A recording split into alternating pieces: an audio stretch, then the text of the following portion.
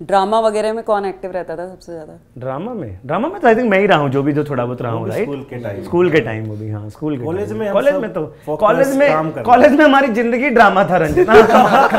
Startup कर रहा आदमी है ना, उसकी जिंदगी में ड्रामे की वैसे ही कमी नहीं होती है। अब तो हम उल्टा के भगवान बहुत ड्रामा हो गया, थोड़ी शांति देते। हम तो ये बोल रहे होते हैं भाई आप थोड़ा सा ट्रेजेक्टरी को सीधा चला दो यार, मतलब बहुत ऐसे देख लिया जिंदगी में, है ना? अब थोड़ा सा सीधा चला दो यार। अब तो हम भगवान से ये प्रार्थना कर रहे होते हैं थोड़ा कम ड्रामा हो तो अच्छा है।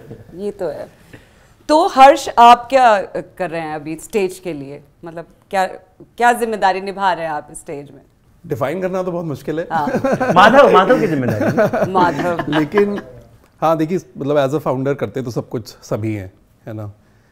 स्टेज बहुत ही इंटरेस्टिंग जगह पे अभी अपनी जर्नी में, और यहाँ से मतलब हम ऐसा मानते हैं कि वो सारी चीज़ें जो हमें यहाँ तक लेके आई हैं वो सेम चीज़ें नहीं हैं जो हमें आगे लेके जाएंगी। और हम चारों के एम्बिशंस मतलब एकदम एब्सोल्युटली मैसिव ग्लोबल एम्बिशंस हैं। तो अब उन सारी चीज़ों का बिल्डिंग ब्लॉक्स हमें रखने हैं जो आगे के बिल्डिंग के लिए पिलर्स बनेंगे। तो बहुत सारा काम हम सभी उस डायरेक्शन में कर रहे हैं। ऐसा कोई स्पेसिफिकली मैं कुछ स्पेशल नहीं कर रहा हूँ।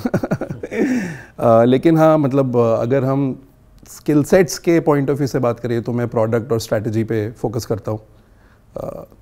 और स्ट्रैटेजी अपने में इतना ब्रॉड टर्म है कि उसमें ऐसे ही सब कुछ आ जाता है। कि अगर हमें नए फीचर्स लॉन्च करने हैं तो वो क्या हों, और स्ट्रैटेजी जब फेल होती है हाँ तो वो, और बिना अकाउंटेबिलिटी के तो फाउंडर की लाइफ में कुछ है नहीं। तो आप जो भी करते हो आप उसकी पूरी जिम्मेदारी लेते हो और आप उसी अकाउंटेबिलिटी के साथ हर वो चीज़ करते हो। और उसी तरह से हम भी कोशिश कर रहे हैं कि वो सारे पिलर्स हम तैयार करें जो आगे बनने वाली इमारत को बहुत ही मजबूती से बना पाए। लेकिन मजा तो आ रहा है ना? अरे मजा तो है ना, रग रग में आ रहा है। स्टार्टअप हर दिन आता है। बड़ी प्यारी सी चीज है कि मतलब चाहे कैसा भी टेंशन आ जाए, कैसा भी प्रॉब्लम आ जाए, आंधी आ जाए, तूफान आ जाए, लेकिन मजा लगातार आता रहता है। बहुत वही है कि हाँ, मतलब स्टार्टअप्स के लिए, और मतलब हम लोग तो तब से कर रहे हैं जब से स्टार्टअप टर्म भी नहीं पॉपुलराइज था। 2010 में मुझे याद है जब जस्ट अराउंड द टाइम जब हमने अपनी कंपनी स्टार्ट करी थी, ने एक आर्टिकल किया था, daring to start a business in college, it's happening exclamation. और वो जो मैं और मेरे को फाउंडर ने, फर्स्ट को फाउंडर ने रोबोटिक्स कंपनी स्टार्ट करी थी, उसके ऊपर था। तो उस टाइम मुझे याद है कि बड़ा अचंभा सा लगा था कि यार ये इतनी एक्साइटिंग, इतनी फैसिनेटिंग चीज़ है और ये स्टूडेंट्स के पास काफ़ी ज़्यादा पोटेंशियल है इन चीज़ों को कर पाने का। क्योंकि फॉर्चुनेटली मतलब हम ऐसे टाइम में पले बढ़े हैं जब हमारी जनरेशन के पास वो एक्सेस टू टेक्नोलॉजी रहा है। हमने कंप्यूटर्स देखे हैं, है ना, हमने इंटरनेट देखा है, हमने वो पूरा ट्रांजिशन देखा है। तो मिलेनियल्स का वो एक बहुत एडवांटेज रहा है। और मतलब वी यूज्ड टू वंडर कि यार a lot of us should come together and start building companies, क्योंकि जो टूल्स चाहिए थे स्टार्टअप बनाने के लिए वो बहुत ज़्यादा एक्सेसिबल हो गए थे हमारे टाइम तक। तो हाँ, तो हम लोग तो उस टाइम से कर रहे हैं। और वो टाइम ऐसा था ना, उसकी एक अच्छी चीज़ थी कि उसमें अगर कोई भी इस तरह के नए इनोवेशन, नई चीज़ें हो रही थी तो बड़ी पॉजिटिव तरीके से लोगों तक पहुंच रही थी। अभी तो फोन वगैरह इन सब चीज़ों का मतलब अभी सब कुछ बना बनाया मिल गया है ना जनता को, बच्चों को। कितना बदल गया है ना, बड़ा टाइम भी वेस्ट हो रहा है उन सब चीज़ों की वजह से। 2010 से 2024 के बीच में 15 साल की जर्नी में आप जब देखते हो तो लगता है कि कम से कम 50 साल की जर्नी ट्रेवल कर लिया हमारे इकोसिस्टम में। कितनी प्रोग्रेस हो गई है, कितनी सारी। कई बार हम ऐसे जब अपनी कहानी कहीं सुनाते हैं, कहीं कोई इन्वेस्टर को बता रहे हैं, या कहीं कल ही मैं एक टॉक दे रहा था कहीं पे, कुछ फाउंडर्स, अर्ली स्टेज फाउंडर्स थे, और मैं एकदम से देख रहा हूँ मतलब किस टाइप का, कहाँ से शुरू की थी जर्नी, उसमें किस टाइप के टूल्स होते थे, सोशल मीडिया बदल गया है ना, इंटरनेट बदल गया है, मतलब बहुत दुनिया, बहुत 15 साल में बहुत कुछ चेंज हो गया है। तो I think today's founders have different access, different thought process, confidence अलग है यार। मतलब हमारे लिए उस समय ये बोलना कि हम स्टार्टअप करेंगे वर्सेस आज के कॉलेज के फर्स्ट ईयर के बच्चे के लिए बोलना कि हम स्टार्टअप करेंगे, दोनों में दिन रात का फर्क है। हाँ, किस तरह का डिफरेंस लगता है? माइंडसेट का बहुत डिफरेंस है हमारे लिए। तो I think it was a much more daring thing to do frankly in our life, क्योंकि उस समय एक्सेस टू कैपिटल ऐसा नहीं था। एक्सेस टू कैपिटल तो बाद में, पहले नॉलेज टू कैपिटल तो हमें तो पता ही नहीं था कि अच्छा, मतलब I come from all of us actually come from middle class families and मतलब गांव में बड़े हुए हैं हम तीनों, तो लिटरली गांव में बड़े हुए हैं। हर्ष लखनऊ में बड़े हुए, पर हम तीनों तो लिटरली गांव में बड़े हुए। इवन आप भी शायद बलरामपुर में काफी टाइम। हाँ, मतलब अपब्रिंगिंग तो वैसे ही रही, राइट। तो इन्वेस्टर एज अ कॉन्सेप्ट तो समझ ही नहीं आता था। मतलब हम बनिया फैमिली से आते हैं, हमारे यहाँ तो किसी से पैसे लिए तो उधार है, वो वापस चुकाना है, ब्याज समेत चुकाना है। इन्वेस्टर पैसे लगा रहा है, कंपनी लॉस में है, फिर भी वैल्यूएशन है। ये सब तो this was like so counter intuitive to our thought, our training of mind. जो 20 साल जिन 20 सालों में हम बड़े हुए, उस समय 18-20 साल के थे, ये तो समझ से परे था कि ऐसा कैसे हो रहा है। जबकि आजकल के बच्चों के लिए तो ये बहुत ही नेचुरल है कि अच्छा भाई इसमें क्या है, आइडिया सोचेंगे तो पहले इन्वेस्टर सोचेंगे, इन्वेस्टर के पास जाएंगे, सीड कैपिटल तो मिल ही जाएगा। मतलब कल मैं एक इन्वेस्टर है, उनके एक सीड प्रोग्राम को एड्रेस कर रहा था कि उन्होंने एक नया सीड प्रोग्राम चालू किया है। वो 100K as a seed program दे रहे हैं फाउंडर्स को। 80 लाख रुपए एज ए 80 लाख रुपए हमारे जमाने में मतलब सोचना भी बहुत बड़ी बात थी। 80 लाख रुपए तो वो आ जाता था कम से कम। 80 लाख रुपए में तो हम पता नहीं क्या कर देते उस समय पे। मतलब आप समझ रहे हो। तो आई थिंक जमाना बदल गया है बहुत ज्यादा, है ना, इजी हो गया। लेकिन फॉर गुड आई थिंक। लेकिन मुझे एक चीज लगती है विनय की, लेकिन इन्वेस्टर से पैसा निकालना भी तो मुश्किल है ना। नहीं, ये नहीं, उल्टा है। पहले तो बहुत हुआ करता था मुश्किल, पहले मुश्किल हुआ करता था। मतलब पता ही नहीं था, एंजल मतलब भगवान ही होता था कोई। एंजल, हाँ, लिटरली एंजल का मतलब एंजल ही था। तो उस टाइम पे तो हमें पता भी नहीं था कि एंजल इन्वेस्टर करके कुछ होता है। फॉर्चुनेटली बहुत सारे, आई थिंक हम सब चेन्नई में थे उस टाइम पे। चेन्नई का जो स्टार्टअप इकोसिस्टम था, जो भी मतलब कुछ चुनिंदा लोगों का था उस समय, उन्होंने बहुत सारी हेल्प करी चीज़ों को समझने में। और एक नेशनल एंटरप्रेन्योरशिप नेटवर्क करके एक ऑर्गेनाइजेशन थी जो वाधवा फाउंडेशन चलाते थे। तो वो एक्चुअली कॉलेजेस जा के एंटरप्रेन्योरशिप प्रमोट करते थे। तो वहाँ से जब ये बबल बर्स्ट हो रहा था उस टाइम पे 2010 में, वहाँ पे हमने ये सब एक्सपीरियंस किया है और तब से आज तक बिल्ड कर रहे हैं। बट एक चीज़ जो कॉमन रहती है, वो going back to your earlier question, वो ये है कि it's all about the journey.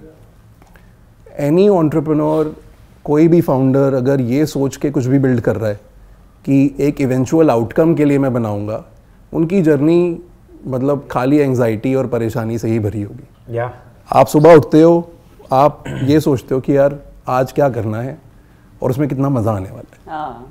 And that's how you take every day. Startup में मंजिल कुछ नहीं है, जर्नी ही है। While you are doing it, while you are building it, you have to love it, you have to enjoy it. मंजिल पे पहुंच के फिर नई मंजिल दिखने लगती है। और वो हर बार गोल पोस्ट चेंज हो जाती है हर बार, है ना।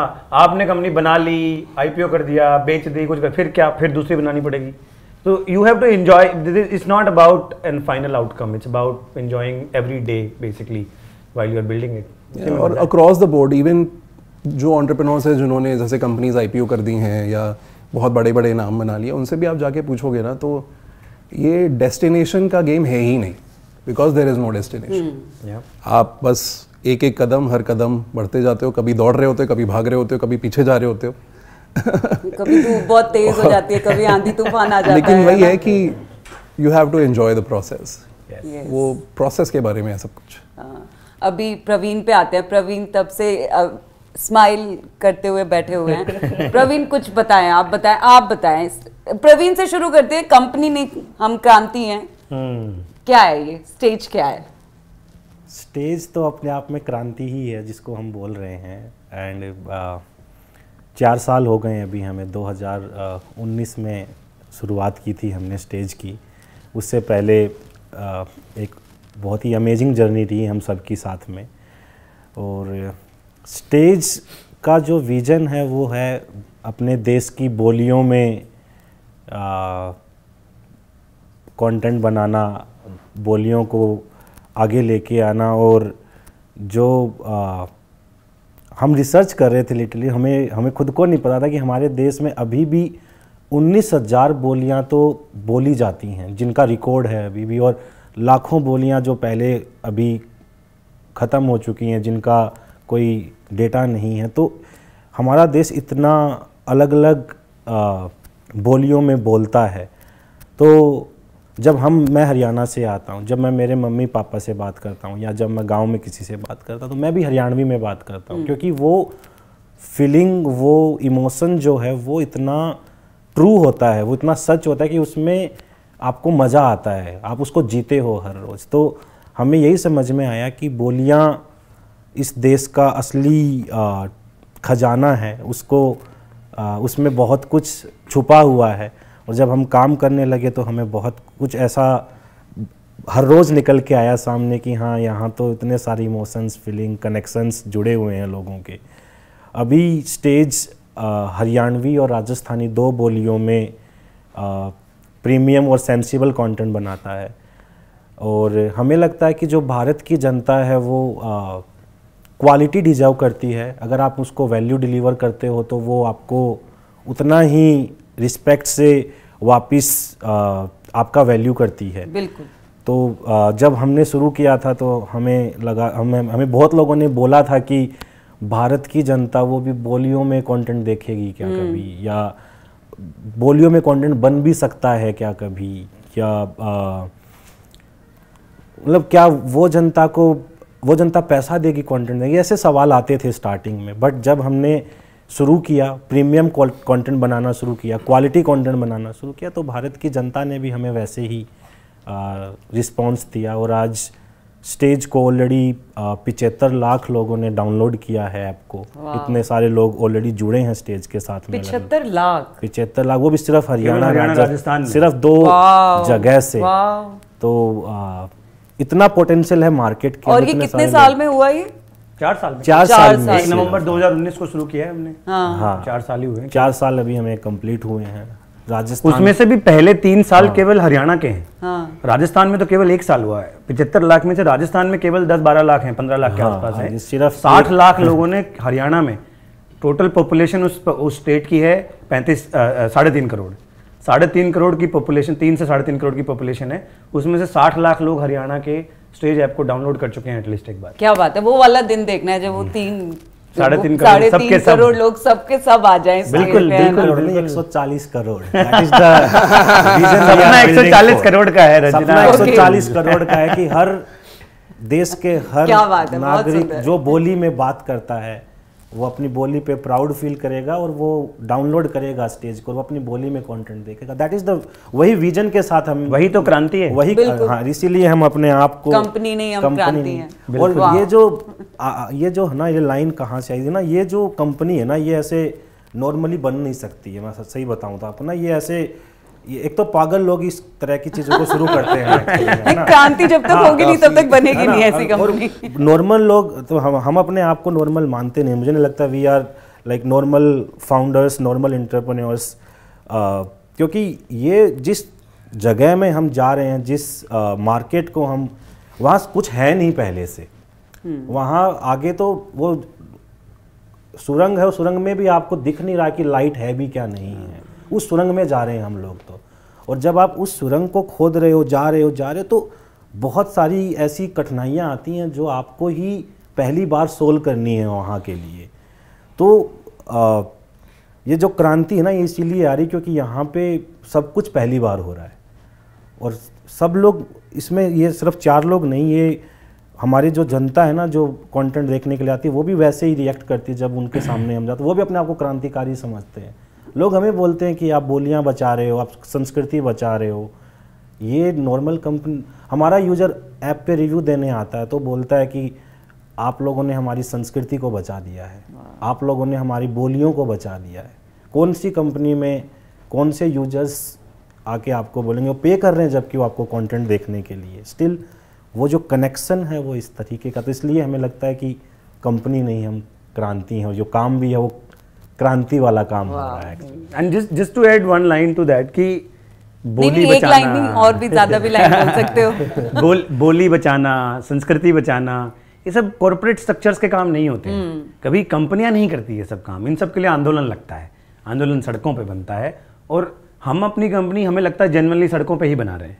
हम अपनी कंपनी हरियाणा के हर गांव में, हर गली में, हर राजस्थान के हर गांव में, गली में, नुक्कड़ में, वहाँ ये कंपनी बन रही है। यहाँ नोएडा के ऑफिस से नहीं बनती है ये सब कंपनियाँ। बन भी नहीं सकती, आप समझिए ना, वहीं पे बन सकती हैं।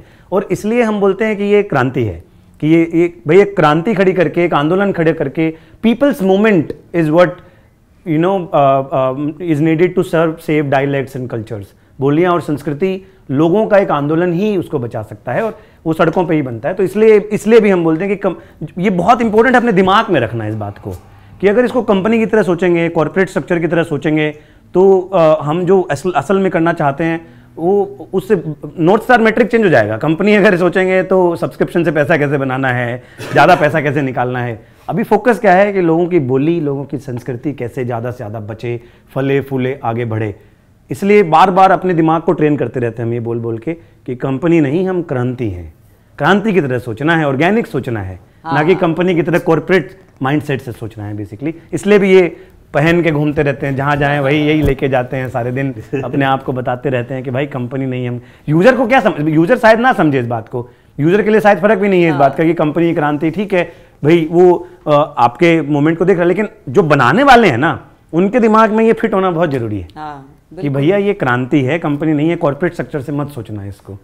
और पता है बहुत ज़रूरी भी है विनय, मुझे लगता है ना, क्योंकि बहुत सारी भाषाएं, बोलियां ऐसी हैं जो ऐसे ही खत्म हो जाएंगी, क्योंकि जितनी वो सिमटती जा रही है ना, आबादी कम होती जा रही है, लोग अंग्रेजी बोल रहे हैं, हिंदी तो नॉर्मली लोग बोलते ही बोलते हैं, लेकिन जो उनकी अपनी भाषा होती है ना वो कहीं ना कहीं छुप जाती है, दब जाती है।